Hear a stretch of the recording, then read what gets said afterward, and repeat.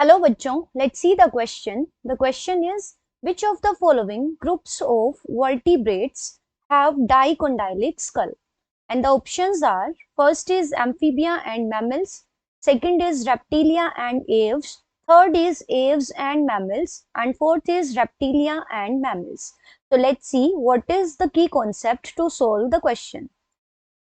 तो यहाँ पे क्वेश्चन को सोल्व हम कर पाएंगे if we know about the vertebrates कि वर्टिब्रेट्स हैं क्या. सबसे पहले तो we should be having a knowledge about it, and the second thing is we should be having a knowledge of their skull, and we should be having a knowledge about the occipital condyle कि ये occipital condyle होते क्या है.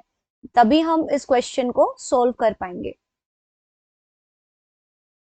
तो ये तीन चीजें हमें पता होनी चाहिए. तो लेट्स सी कि वर्टिब्रेट्स क्या है. सो वी ऑल नो कि वर्टिब्रेट्स वो एनिमल्स हैं जिनके अंदर notochord is replaced by vertebral column. So ये वो कॉर्डेट्स हैं because they have notochord at their embryonic stage, but later on the in the life notochord is replaced partially or fully by the vertebral column. तो ऐसे animals जिनमें vertebral column होता है they are known as the vertebrates. Now the skull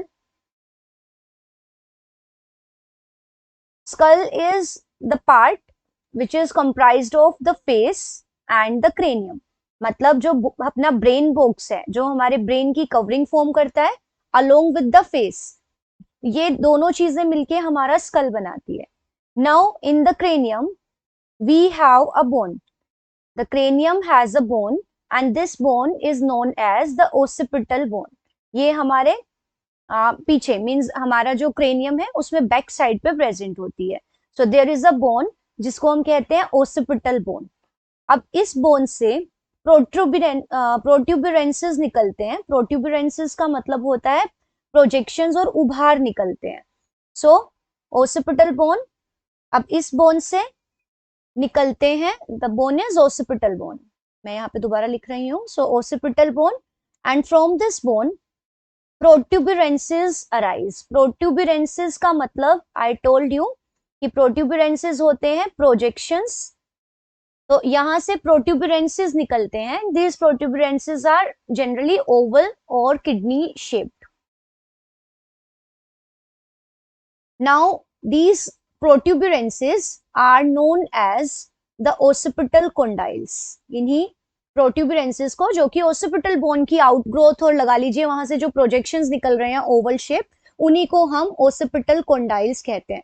So it is clear, I think, कि occipital condyles are the protuberances which arise from the occipital bone.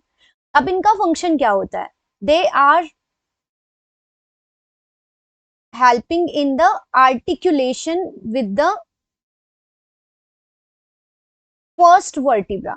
ये हमारी first vertebra के साथ attach होते हैं और ये हमारे स्कल को आर्टिकुलेट कराने में हेल्प करते हैं विद द फर्स्ट वर्टिब्रा, जो हमारी फर्स्ट वर्टिब्रा है.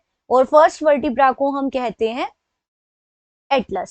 सो ये हमारी एटलस के साथ कनेक्टेड होते हैं और ये आर्टिकुलेशन ऑफ स्कल में हेल्प करते हैं.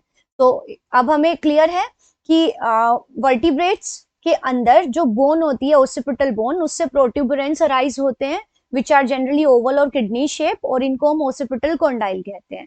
Now these occipital condyles can be one if the outgrowth or protuberance is one. So such a skull is known as monocondylic. So monocondylic, as the name suggests, mono means होता है single. So monocondylic skull हम किसे कहेंगे? ऐसा skull जिसमें there is a single condyle, occipital condyle. And if there are two, then the skull is said to be the dicondylic scale. तो dicondylic school में होंगे दो ओसिपिटल कोंडाइल्स. सो अब हमें ये पता करना है कि कौन से वर्टिब्रेट्स में नंबर ऑफ ओसिपिटल कोंडाइल्स कितना है. सो लेट्स सी हमारे ऑप्शंस में क्या क्या गिवन है. So amphibians, mammals, reptiles and aves, ये चार हमें गिवन है. सो लेट्स सी, पहले हम बात करते हैं एम्फीबियंस की. सो एम्फीबियंस के अंदर there are two occipital condyles, so amphibians का skull होता है dicondylic. There are two occipital condyles, so the skull is said to be dicondylic. फिर हम बात करते हैं reptiles की. So in reptiles there is a single occipital condyle, so this skull is monocondylic. In birds also, birds को रखा गया है class aves में, and in birds also the skull is monocondylic as it has only one occipital condyle. But in case of mammals, अगर हम mammals की बात करें, so mammals के अंदर there are two occipital condyles for the articulation with the vertebrae. So the skull is dicondylic.